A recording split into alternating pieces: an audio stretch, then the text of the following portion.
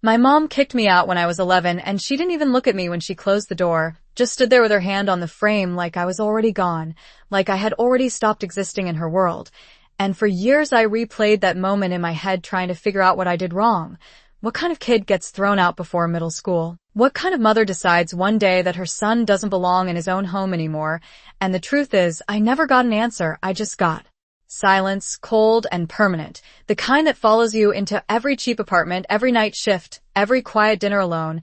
I learned how to survive fast, learned how to stretch $20 across a week, learned how to sleep with one eye open and trust nobody, and eventually I stopped asking questions because it was easier to believe she just didn't care. Easier to build a life on that assumption than to keep hoping for something that was never coming. So I worked, I kept my head down, I built something steady. Nothing fancy but mine, a small place on the edge of town, a job that paid the bills, a routine that didn't leave room for ghosts, and for 21 years I never heard her voice again. Not once, not a birthday, not a holiday, nothing, until 3 days ago when I got a call from a number I didn't recognize, a man's voice, calm, professional, asking if I was Ethan Carter. And when I said yes, he paused like he was choosing his words carefully, like whatever he was about to say had weight to it. And then he told me my mother had passed away, and that there was something I needed to come in and see, something she had left behind, and I almost hung up right there, because what could she possibly leave me after everything? What could matter now after 2 decades of nothing? But something in his tone stopped me, something that didn't sound like closure or inheritance or any of the things you expect when someone dies. It sounded like a door opening somewhere I thought had been sealed shut forever. So I sat in that quiet office across from a man who had probably delivered 100 conversations like this, and he didn't start with condolences, didn't start with paperwork. He just looked at me and said, "Your mother spent the last 21 years making sure you were never truly alone."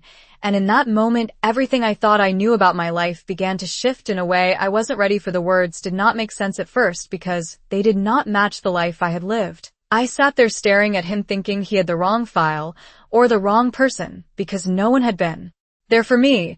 No one had stepped in when I was sleeping on a worn couch in a stranger's apartment or working late shifts just to keep the lights on, and yet he repeated it calmly, as if it was a fact that had never been questioned. He said, "Your mother arranged monthly transfers through a private account, small amounts at first, then more as you got older, always anonymous, always routed through different channels so it could never be traced back to her." And I felt something tighten in my chest, because I remembered those moments, the times when an envelope would appear just when I was about to fall behind on rent, or when an unexpected deposit showed up, and I convinced myself it was a mistake the bank never caught. I had called it luck back then, something random and rare that I did not question too closely because I needed it to be real. But now he was telling me it was never luck, it was her. And that realization did not bring comfort. It brought confusion, because if she had been there all along, then why did she let me believe I had been abandoned? Why let me carry that weight for 21 years without a single explanation? The lawyer opened the file and turned it toward me. Pages of records, dates, amounts, notes written in careful handwriting, instructions that sounded more like protection than distance.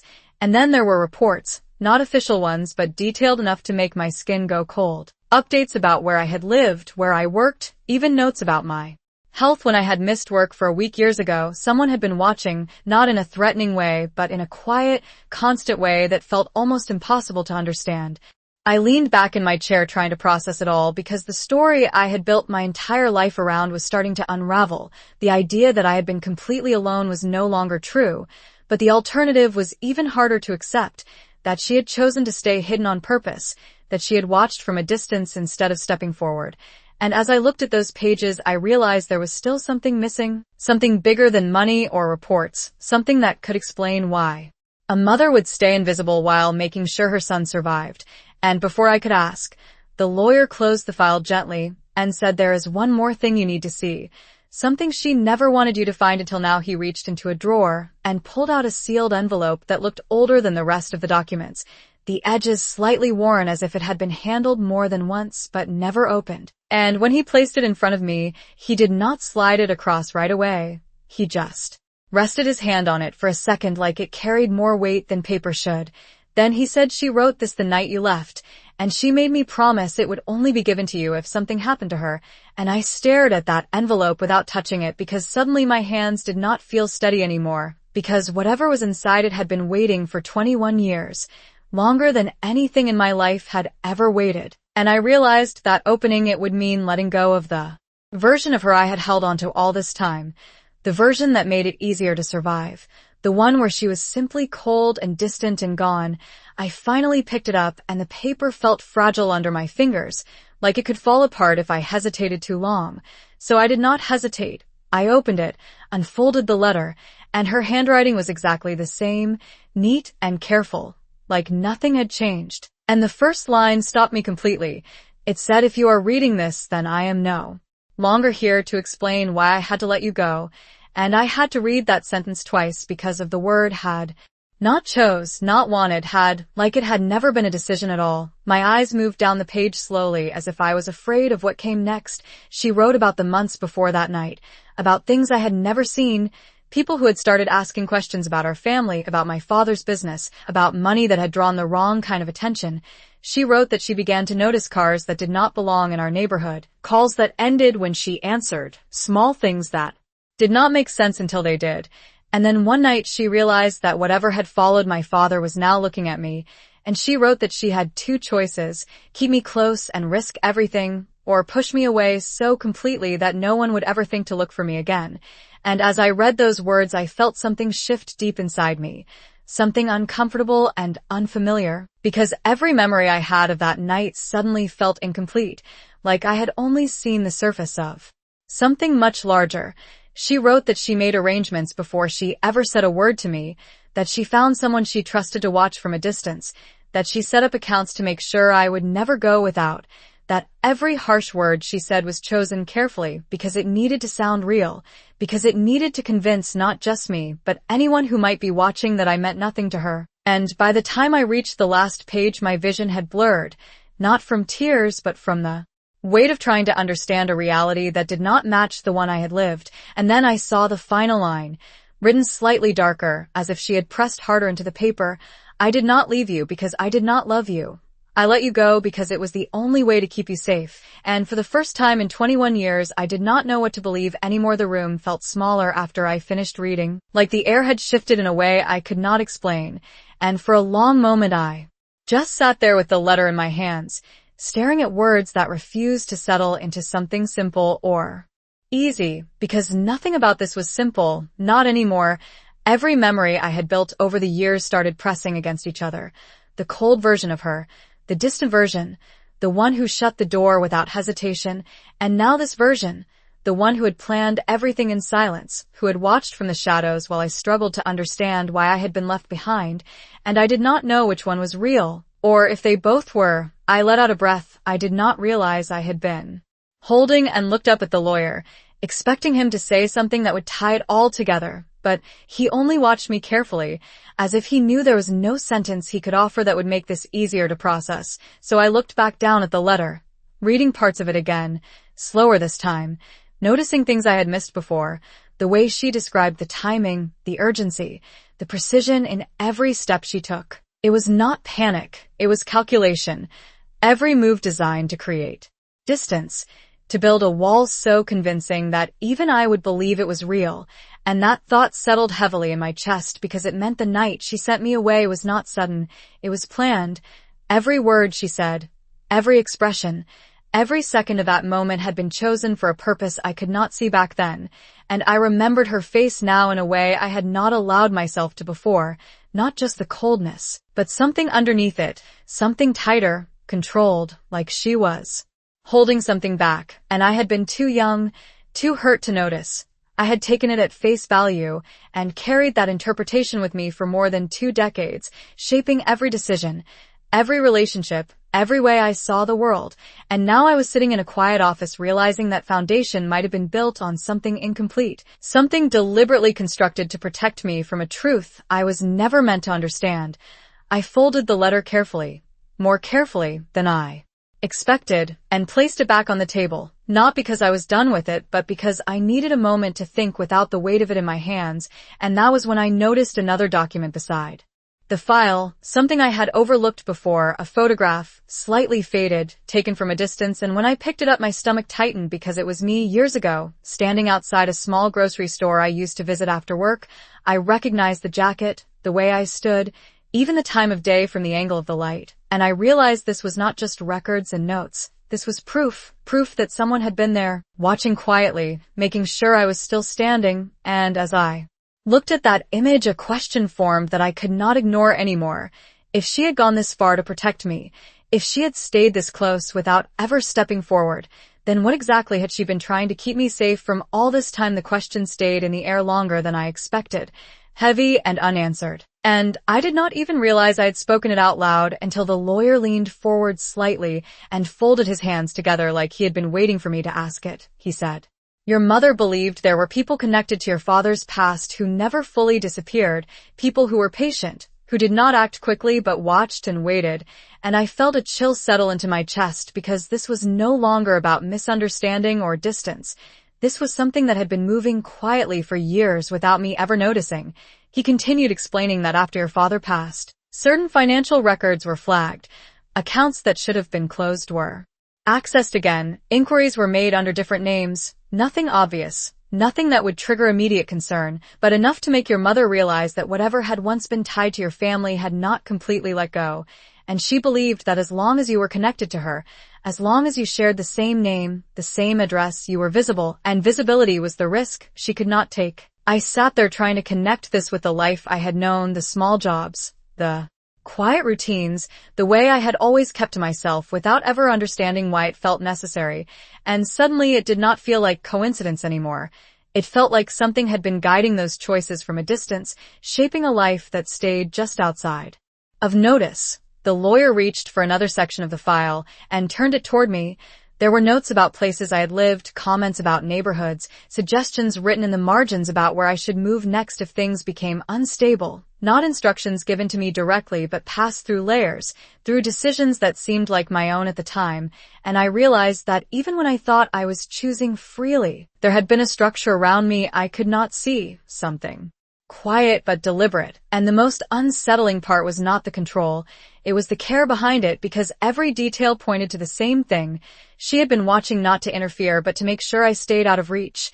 I picked up another photograph from the stack, this one more recent, taken from across the street, me unlocking the door to my apartment, unaware that someone was there, and I tried to imagine her seeing this, seeing me from a distance, choosing not to walk up, choosing not to say my name, choosing to remain invisible even when I was right there, and that thought carried a kind of weight I was not prepared for, because it meant her silence had never been empty. It had been full of decisions, full of restraint, full of something I had mistaken for absence. I set the photograph back down slowly and looked at the lawyer again, my voice steadier than I expected, as I asked the question that had been forming since I opened the letter. If she believed all of this was still out there, if she spent 21 years making sure I stayed hidden, then how did she know it was finally safe to tell me the truth now? And this time the lawyer did not answer right away. He hesitated just for a second, and in that pause I felt something shift again, something that told me whatever came next was not going to make this any easier to understand. The silence stretched just long enough to make me uneasy, and when he finally spoke his voice was quieter, more measured, like he understood that whatever he was about to say would change the direction of everything I thought I had just begun to understand. He said, "Your mother did not believe it was completely safe, not in the way you are thinking. She believed it was managed, contained, and as controlled as it could ever be." And I felt my stomach tighten at the difference between those words, because safe meant an ending, but managed meant something still existed, something still out there beyond my view. He continued explaining that over the years the activity tied to your father's past had slowed, patterns became less frequent, inquiries stopped appearing in the same way, but they never fully disappeared. They just changed, became quieter, harder to detect, and your mother adapted with it. She adjusted the way she kept you at a distance, reduced certain measures, strengthened others, always watching for anything that might signal a shift, and I realized this was not a story with a clear resolution. It was something that had been ongoing the entire time I was building a life I believed was my own. He reached into the file again and pulled out a final document, different from the rest, thicker, sealed with a tab that had not yet been opened, and when he placed it on the table there was a weight to it that made everything else feel like preparation for this moment. He said she left instructions that this would only be given to you after her passing, and only if certain conditions were met, conditions that were confirmed just last week.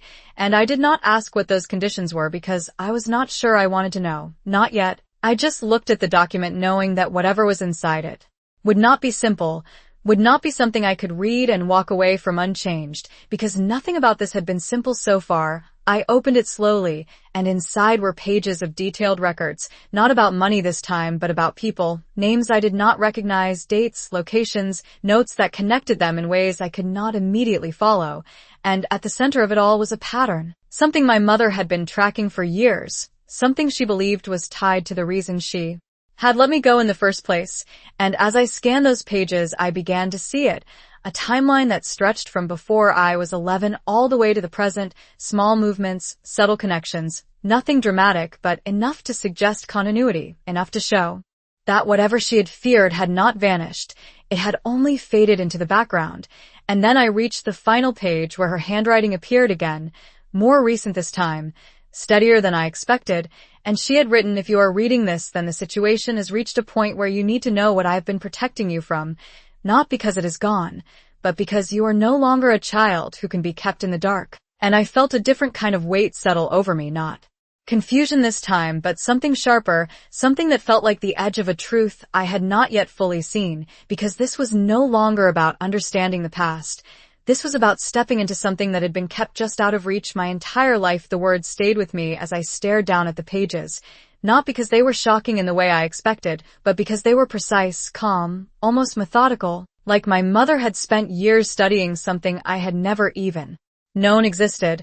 I traced one of the timelines with my finger, noticing how each entry connected to the next, small shifts in location, changes in activity, patterns that repeated just enough to form something intentional. And for the first time I understood that this was never about a single event or a single decision. This had been unfolding long before I was old enough to notice anything was wrong. The lawyer remained quiet as I absorbed it, giving me space that felt both necessary and heavy.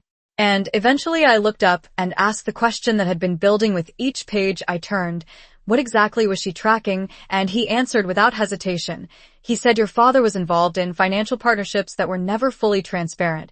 And after his death, those connections did not simply disappear. They shifted, restructured, moved through different channels. And your mother believed that some of those individuals were still looking for anything tied to his name, any remaining link that could lead them to unresolved assets or information." And I felt something cold settle into place, because suddenly the idea of being watched was no longer abstract. It had context, it had a reason. Even if I did not fully understand it yet, I went back to the documents and noticed something I had overlooked before. My name appeared in certain places, not directly, but as a point of reference, a potential connection that had been monitored and then gradually lost over time. And that was when it became clear what she had done. She had not just distanced me. She had erased me from anything that could be traced back to her. She had made me invisible in a system I did not even know existed. And the realization was unsettling in a way that was difficult to describe, because it meant that every struggle I had faced, every moment I had believed I was completely alone, had also been part of a larger protection I never asked for and never understood. I leaned back in my chair and closed my eyes for a moment, letting that idea settle, letting it rearrange the story I had carried for so long. And when I opened them again, I noticed something else on the final page, a line written beneath the timeline, something separate from the rest, almost like a warning. It said, "If this pattern ever reaches a point where it becomes active again, you will need to be prepared." And I felt a shift in my chest, because that sentence did not belong to the past. It pointed forward. It suggested that whatever had been quiet all these years could change again, that this was not just about understanding what had happened. It was about recognizing something that might still be unfolding. And I looked at the lawyer, my voice steady, but different now, as I asked the only thing that mattered in that moment. "Do you think it is happening again?" And this time he did not look uncertain. He did not hesitate. He simply met my eyes and said, "That is why you are here today." The answer settled over me in a way that felt both inevitable and impossible to ignore. And for a moment I did not respond, because I could feel something inside me shifting again. Not confusion this time, not even shock, but a slow realization that whatever this was, it was no longer something I could keep at a distance. The lawyer turned the final page toward me and pointed to the most recent entry, a date from just 2 weeks ago, a note written in the same careful style as the others but with a different tone, more direct, less cautious, and it referenced a renewed interest, subtle but noticeable, patterns that had not appeared in years beginning to surface again, and I followed the line down until I saw it, a location that I recognized immediately, my current apartment building, and I felt my chest tighten because this was no longer something abstract or distant. It was close, closer than I had ever imagined. I looked back at the earlier entries, comparing them, seeing how the pattern had moved over time, always circling, always searching, but never settling until now, and I realized what my mother must have seen all those years ago, the slow approach, the quiet observation, the way something can exist without being obvious until it reaches a point where it cannot be ignored anymore. I set the file down carefully, trying to keep my thoughts steady, trying to separate what I knew from what I feared, and I asked the only question that made sense in that moment. Why tell me now if it is happening again? Why not keep me hidden like before?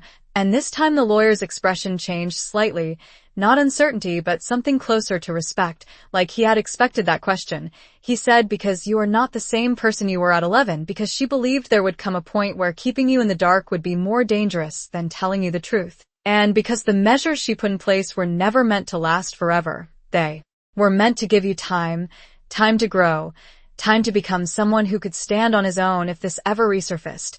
And I let those words settle, feeling their weight in a different way than everything else, because this was no longer about what had been done for me, it was about what I was supposed to do now. I looked down at the photograph again, at the version of myself who had no idea any of this existed, and I wondered how many times I had walked past something without noticing, how many signs I had missed because I did not know there was anything to look for. And then I turned back to the final note, reading it again, slower this time, noticing the way the handwriting pressed slightly deeper into the page, like she knew this would be the part that mattered most. And beneath the timeline there was one more sentence I had not fully taken in before, written almost like an instruction rather than a reflection.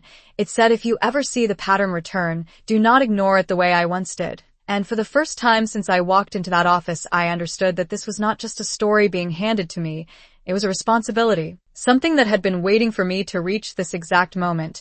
And as I sat there holding that realization, I could not shake the feeling that whatever had been quiet for all these years was not just watching anymore. It was getting closer when I walked out of that office. The world did not look different. The same cars passed by, the same buildings stood where they always had.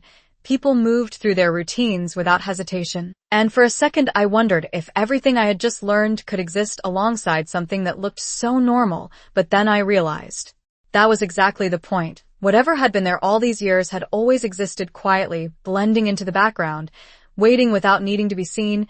I drove home slower than usual, not because I was afraid, but because I was paying attention in a way I never had before, noticing details I would have ignored. A car parked a little too long, a figure standing still for just a moment longer than necessary. Nothing obvious, nothing I could point to and say this is it, but enough to make me understand what my mother must have lived with, that constant awareness, that sense that something could be there without ever revealing itself directly. When I reached my apartment, I sat in the car for a moment, looking at the building I had come home to for years, a place I had always considered safe simply because it was mine, and now I saw it differently, not as unsafe but as visible, as part of a pattern I had never known I was part of. I went inside, and everything was exactly as I had left it. The same furniture, the same quiet, the same life I had built piece by piece, but I could not look at it the same way anymore because now I knew it had never been entirely separate from something else, something that had been moving alongside me all this time. I set the file on the table and stood there for a long moment, thinking about everything she had done, everything she had given up, not just her presence in my life, but the chance to ever explain herself, to ever be understood. And for the first time I allowed myself to see that night differently, not as abandonment but as a choice made under pressure I had never seen, a choice that had shaped every step I took afterward. And I realized something else too.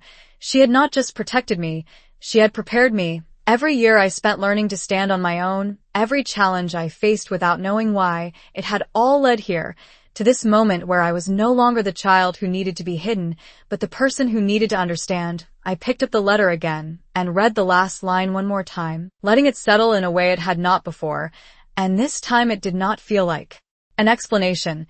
It felt like a passing of something, a responsibility I could not ignore now that I knew it existed.